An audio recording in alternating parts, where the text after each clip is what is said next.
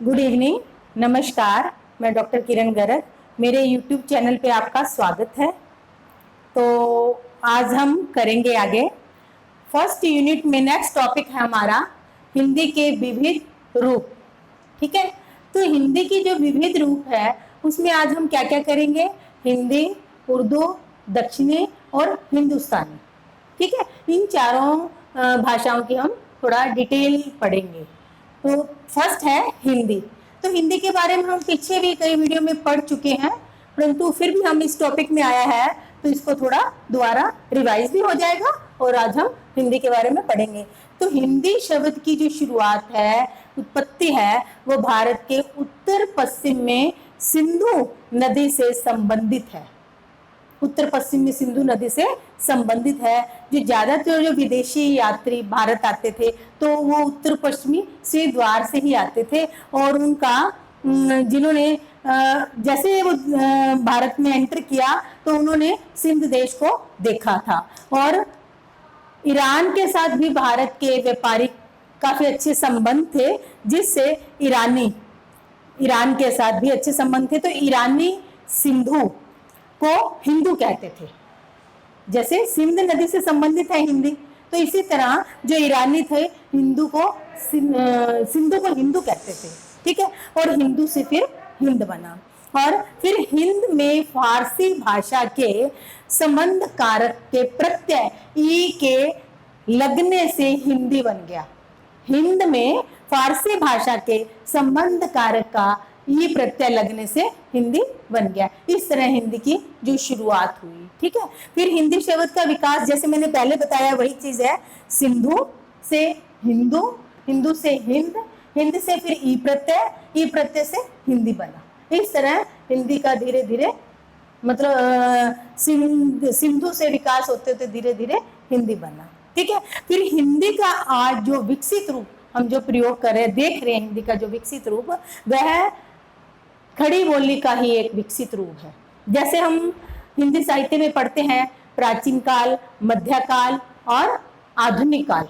तो प्राचीन काल में क्या था, दो भाषाएं थी, वैदिक संस्कृत, लौकिक संस्कृत। फिर मध्यकाल में पाली, प्राकृत और अपभ्रंश। और इसके साथ साथ व्रज और अवधि में काफी काव्य और साहित्य रचा गया। और फिर आ गया आधुनिक काल। तो आधुनिक काल में खड़ी बोली से जो शुरुआत होती है 19वीं सदी के आसपास। ठीक है, वैसे खड़ी बोली की शुरुआत आदिकाल में होगी थी अमीर खुसरो द्वारा। अमीर खुसरो ने काफी कुछ खड़ी बोली में लिखा, आदिकाल के समय की बात है।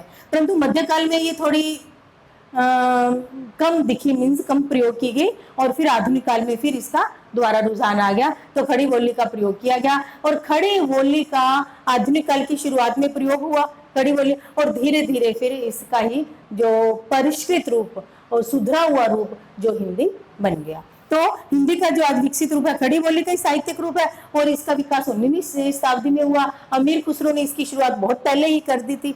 ठीक है, और उन्होंने एक बात और है, उन्होंने हिंदी को हिंदवी कहा।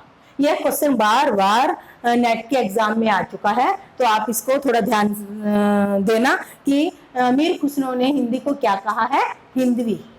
ठीक है, और मध्यकाल में व्रज अवधि साहित्यिक रूप में काफी प्रयोग हुआ। ठीक है, फिर आधुनिक काल में भारतेंदु हरिश्चंद्र जी, महावीर प्रसाद द्विवेदी जी, रामचंद्र शुक्ल जी, प्रेमचंद जी, जयशंकर प्रसाद जी, सूर्यकांत त्रिपाठी, निराला जी, इन्होंने खड़ी बोली में काफी साहित्य में खड़ी बोली का प्रयोग किया। और भारतेंदु हरिश्चंद्र जी जब आधुनिक काल की शुरुआत हुई तो खड़ी बोली का प्रयोग हुआ। परंतु जब उसके बाद जो महावीर प्रसाद द्विवेदी के नाम से, द्विवेदी युग के नाम से जाना जाता है वो समय, तो महावीर प्रसाद द्विवेदी जी ने साहित्य में खड़ी बोली में काफी साहित्य लिखा और इन्होंने खड़ी बोली में काफी सुधार किया, परिनिष्ठित रूप बनाने की कोशिश की। जैसे इनकी पत्रिका थी सरस्वती में इन्होंने, सरस्वती के द्वारा इन्होंने खड़ी बोली में काफी सुधार किया, जिससे धीरे धीरे फिर वह हिंदी का परिनिष्ठित रूप साहित्य में आ गया। तो नेक्स्ट हम, और इसमें काफी गद्य और पद में इस समय आधुनिक काल में हिंदी का प्रयोग हुआ। ठीक है, अब हम आगे बात करते हैं उर्दू की।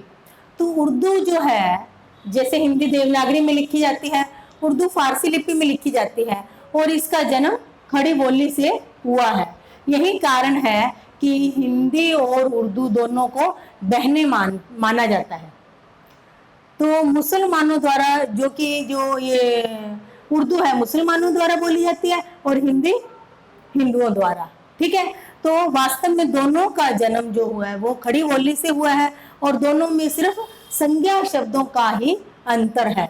इस तरह उर्दू को कोई अलग भाषा नहीं है, यह एक खड़ी बोली का ही एक दूसरा रूप है और इसमें थोड़ा सा अरबी शब्दों का ज्यादा प्रयोग किया जाता है। ठीक है, और फिर है भारत। शुरू में जो हिंदू मुसलमान दोनों ही इस भाषा का प्रयोग करते थे, जब हिंदू मुसलमान दोनों इस भाषा का प्रयोग करते थे पहले, परंतु बाद में क्या हुआ, जैसे अंग्रेज भारत में आए, उन्होंने हिंदू और अंग्रेजों में दोनों में फूट डलवा दी और उर्दू को मुसलमानों की और हिंदी को हिंदुओं की भाषा घोषित कर दिया। और उर्दू की जो शुरुआत, प्रारंभिक जो पुस्तक थी वो थी बानो बहार मानी जाती है, जिसकी रचना 18वीं शताब्दी में हुई थी। और उर्दू के जो प्रसिद्ध शायर और गायक है वो है जौक, जफर, गालिब, कृष्ण चंद्र, फिराक गोरखपुरी और साहिर लुधियानवी आदि। ठीक है, फिर वास्तव में जो उर्दू शब्द है बाबर से पहले ही तुर्कों के साथ उर्दू रूप में इस देश में आ चुका था और आज इसका प्रयोग इतना बढ़ गया है कि पड़ोसी देश जो पाकिस्तान है उन्होंने इसको राष्ट्रभाषा घोषित कर दिया उर्दू को। तो इस तरह उर्दू का हमारे देश में धीरे धीरे किस तरह ये विकास हुआ, तो इसके बारे में हमने पढ़ा। आगे हम बात करते हैं दक्षिणी भाषा की, जिसको बोलते हैं दक्षिणी। तो दक्षिणी शब्द का जो प्रयोग है दो अर्थों में लिया जाता है, दक्षिण का निवासी या दक्षिण की भाषा। ठीक है, और यह बीजापुर, अहमदाबाद, गोलकुंडा, मुंबई, मध्य प्रदेश में इसका प्रयोग होता है। और दक्षिणी हिंदी को हिंदवी भी कहा जाता है। जब मोहम्मद तुगलक ने 1827 ईस्वी में दिल्ली से दौलताबाद अपनी राजधानी स्थानांतरित की थी तो बहुत सारे हिंदी भाषी जनता उनके साथ दक्षिण में आ गई और इनका संपर्क दक्षिण भारत की भाषाओं से हुआ, जो एक नई भाषा के बनी जिसको दक्षिणी बोला जाता है। और दक्षिणी स्वतंत्र भाषा ने आकर मूलतः यह 14वीं और 15वीं सदी की खड़ी बोली हिंदी ही है।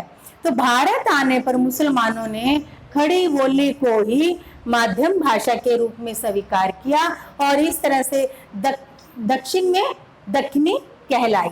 और गारसादी तासी ने दक्षिणी को हिंदी का ही एक अन्य नाम बताया है कि यह हिंदी का ही यह एक रूप है। और दक्षिणी भाषा में गद्य पद्य दोनों विधाओं में साहित्य की पर्याप्त रचना हुई। दक्षिणी भाषा में गद्य और पद्य दोनों विधाओं में काफी साहित्य जो लिखा गया। ठीक है, आगे हम करते हैं हिंदुस्तानी के बारे में बात।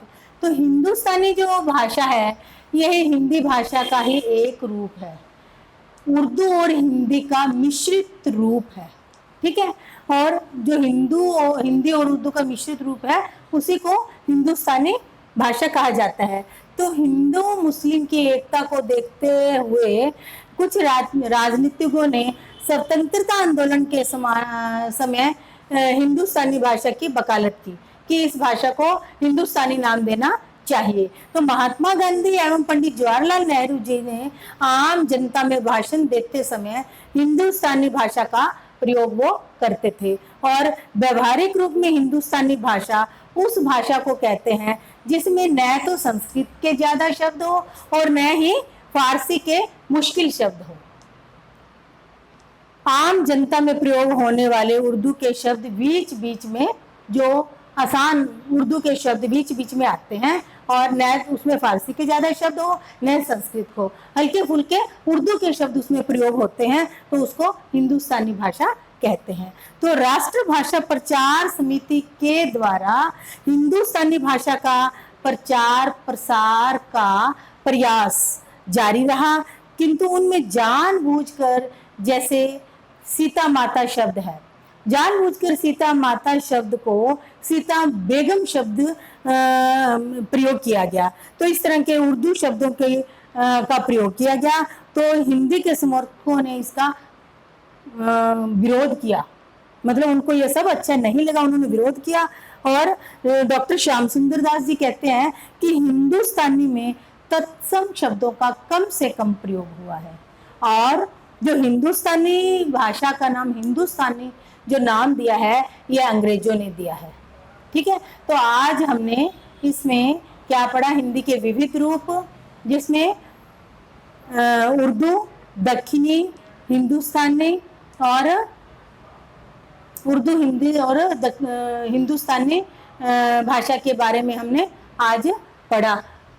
और यह एक इम्पोर्टेंट टॉपिक है, इसमें से मतलब ये मीनिंग टाइप में कंफ्यूज करके क्वेश्चन पूछते हैं कि हिंदुस्तानी भाषा किसे कहते हैं, जैसे इस टाइप में, जैसे यह उर्दू और हिंदी का मिश्रित रूप है, तो इस तरह से कंफ्यूज करके क्वेश्चन डीपली पूछा जाता है। तो आप इस टॉपिक को अच्छे से तैयार करना और समझ कर करना। आपने पीछे भी जैसे हिंदी का इसमें भी आया है, हिंदी का मीनिंग या अर्थ मैंने शुरुआत उद्भव बताया है। इससे पहले भी हम 1-2 वीडियो में हिंदी का पढ़ चुके हैं, तो ये हिंदी के उद्भव के बारे में भी आ गया इसमें, और आप हिंदी के विविध रूप आ गए इसमें। और हिंदी के विविध रूप एक तो ये हो गए, और एक हिंदी के विविध रूप एक क्वेश्चन और है, जैसे संपर्क भाषा, राजभाषा आदि, तो एक वो विविध रूप है, वो भी हम करेंगे। तो अगर आपको ये मेरी वीडियो अच्छी लगी हो तो आप इसको लाइक करें, शेयर करें और सब्सक्राइब करें। Thank you.